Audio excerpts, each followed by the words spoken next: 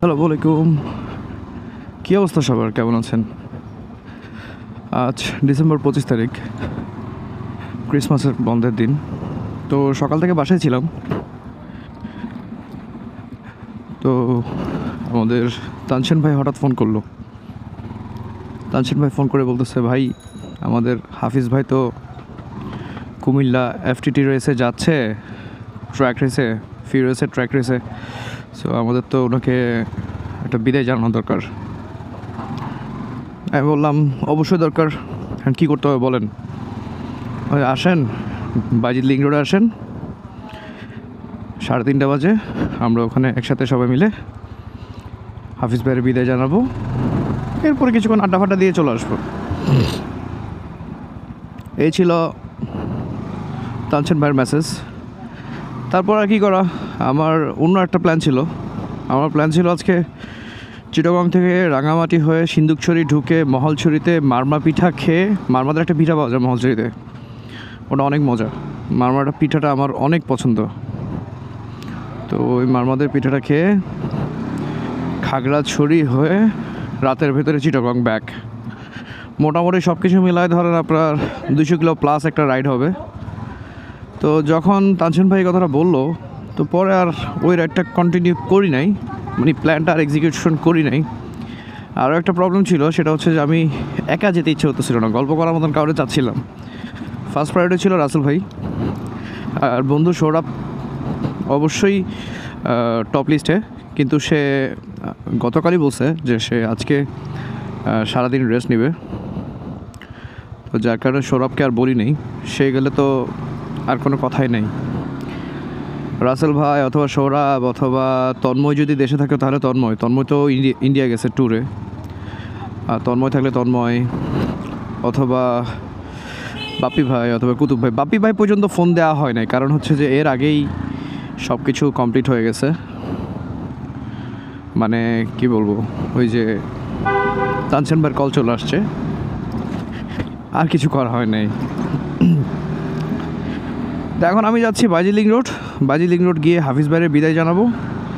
এরপর ভাই ব্রাদার কিছুক্ষণ আড্ডা ফাড্ডা দিয়ে দেখবো এরপরে কী করা যায়।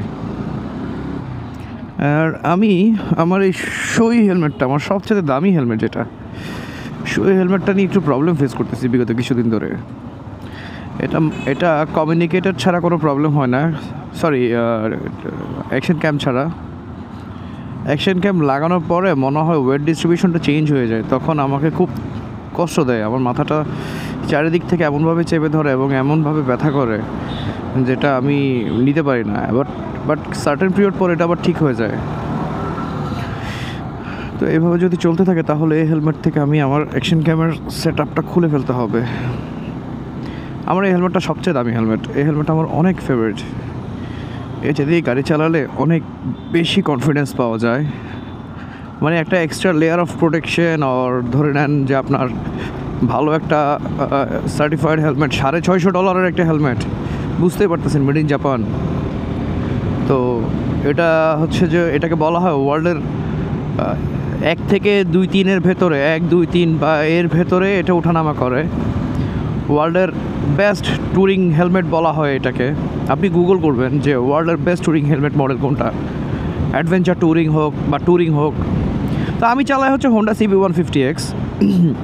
So this is adventure tourer bike. So যারা অ্যাডভেঞ্চার ট্যুরিং করে তাদের জন্য আসলে এই হেলমেটটা মানে একদম আইডল, বেস্ট ওয়ান। বাট এত দাম যে মানে সবার পক্ষে অ্যাফোর্ড করা খুব টাফ হয়ে যায়। আমি শখের পাগল মানুষ, আমার মাথায় যেটা ঢুকে সেটা আমি করে ফেলি। আমি হয়তো একটু কমে পাইছি, হচ্ছে আমি তো আর $650 দিয়ে এই হেলমেট কিনতাম না, কারণ আমার দৃষ্টিতে $650 দিয়ে আমি অনেক কিছু করতে পারবো। এক ভদ্রলোককে পাইছিলাম ফেসবুক মার্কেট প্লেসে, তিনি এই হেলমেটটা গিফট পাইছিল জাপান থেকে। ওনার জন্য কোনো একজন তার রিলেটিভ নিয়ে আসছিল, বাট উনি আমাকে বলছে ওনার শ্বশুর নিয়ে আসছে। হ্যাঁ, তো শ্বশুর আনুক আর যাই আনুক, ভালো জিনিস আছে। তো উনি ঢাকায় থাকে, জাপান থেকে ওনার শ্বশুর উনি বললো যে ওনার শ্বশুর জাপান থেকে নিয়ে আসছে। আনার পর এটা ওনাকে গিফট করে ব্র্যান্ড নিউ। উনি আর এটা একবারও পরে নাই। দামি জিনিস, এত দামি জিনিস সামলে রাখবো, রেগুলার ইউজ করবো না, ওই টেন্ডেন্সি আমাদের বাংলাদেশে মানুষের ভেতরে অনেকের কাছে কাজ করে। যেটা খুব দামি জিনিস, সেটা যদি রেগুলার ইউজ করি তাহলে নষ্ট হয়ে যাবে, কোনো স্পেশাল ওকেশনে পড়বো, এরকম সবার মাঝেই কাজ করে, অনেকের মাঝে কাজ করে, আপনারা সবাই হয়। তো উনি ওটা এভাবেই খুব যত্ন সহকারে প্যাকেট ট্যাকেট খুলে নাই, অতটুকুতে রেখে দিছে, ইভেন ভাইজারের উপর স্টিকারটাও রেখে দিছিল। তো হঠাৎ করে আসলে ওনার একটু ফাইন্যান্সিয়াল ক্রাইসিস শুরু হয়, উনি মনে হয় বেকার হয়ে পড়ে, যেটা উনি আমাকে বলে। আমি এটা চেক করছি এবং এটা সত্য। ফাইন্যান্সিয়াল ক্রাইসিসে পড়ার পরে উনি একটা ফেসবুকে পোস্ট দেয় এবং আমি দরদাম করে খুব ভালো একটা রেটে কিনেছি। খুব ভালো মানে খুবই ভালো, রেটটা আমি প্রকাশ করতেছি না। আমি একটা ভালো রেটে হেলমেটটা পারচেস করতে পারি। পারচেস করার পরে খুব কনফিউশন নিয়ে আমার কাছে, মানে আমি হেলমেটটা পারচেস করি না দেখে, ট্রায়াল না দিয়ে, জাস্ট চোখের দেখায় ছবিতে ফেসবুকের পরিচয়ে পারচেস করি। পারচেস করার পরে আমি যখন হেলমেটটা হাতে পাই, আলহামদুলিল্লাহ, মানে এত গুড কন্ডিশনে এই একটা গিয়ার যে পাবো, হেলমেট পাবো, সেটা আমার কল্পনার বাইরে ছিল। এনিওয়ে, আমি মনে হয় জ্যামে আটকে পড়ছি, পাহাড় তুলে দিয়ে আসছি, জ্যাম চলে গেছে, ট্রেন চলে গেছে, আলহামদুলিল্লাহ।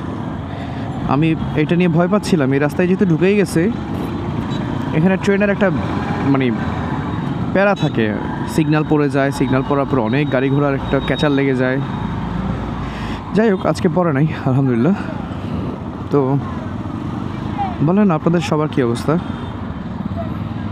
আমার ভিডিও যারা দেখতেছেন রেগুলার, তাদের অপিনিয়ন কি জানান। আর বরাবর মতন আজকে আবারও বলতেছি, কোনো সাজেশন থাকলে বা কোনো উপদেশ থাকলে জানাবেন প্লিজ। ভিডিওর কোয়ালিটি ডেভেলপ হচ্ছে কিনা সেটা জানাবেন, ভয়েসের কোয়ালিটি ডেভেলপ হচ্ছে কিনা সেটা জানাবেন, আর কন্টেন্টগুলো ঠিক মতন পাচ্ছেন কিনা। আপনাদের এনি কাইন্ডস অফ অপিনিয়ন থাকলে আমাকে জানাবেন। ইনশাল্লাহ আমি আপনাদের প্রত্যেকটা উপদেশ, প্রত্যেকটা কমেন্ট আমি রিপ্লাই করব এবং সেটাকে আমার জন্য লেসন হিসেবে আমি নিব।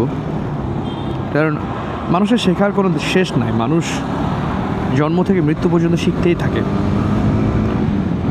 তো এমন অনেক কিছু আছে যেগুলো আপনারা জানেন, আমি জানি না। তো আপনাদের কাছে রিকোয়েস্ট থাকবে, আমাকে যদি কিছু বলার থাকে সরাসরি কমেন্ট বক্সে বলবেন, কোনো সমস্যা নেই। আমি এটা খুব খুশি হব। আর যদি আমার ভিডিও আপনাদের ভালো লাগে, প্লিজ আমাকে একটু সাপোর্ট করবেন, আমার জন্য দোয়া করবেন। বলছি না, প্লিজ করেন। ইচ্ছা যদি হয়, তাহলে যদি ইচ্ছে হয় আমার ভিডিওটা একটু শেয়ার দিবেন। তাহলে হলো কি, আপনার পাশাপাশি যে জিনিসটা আপনার ভালো লাগছে বলেই তো আপনি শেয়ার করবেন। যে জিনিসটা আপনার পাশাপাশি অন্য কেউ দেখতে পেল, আপনার ফ্রেন্ড লিস্টে যারা আছে বা আপনার পরিচিতজন যারা আছে, তারাও দেখতে পেল যে না, আমার একটা পরিচিত ভাই আছে চিটাগংয়ে, যে যার ভিডিও আমার ভালো লাগে, তোমরা চাইলে দেখতে পারো। ঠিক আছে না ভাইয়া বুঝে আছে। এনিওয়ে, আমি আর ভিডিওটা লম্বা করবো না, আজ এতটুকুই থাক। সবাই ভালো থাকবেন, সুস্থ থাকবেন। আসসালামু আলাইকুম, আল্লাহ হাফেজ। আমার জন্য দোয়া করবেন। আসসালামু আলাইকুম।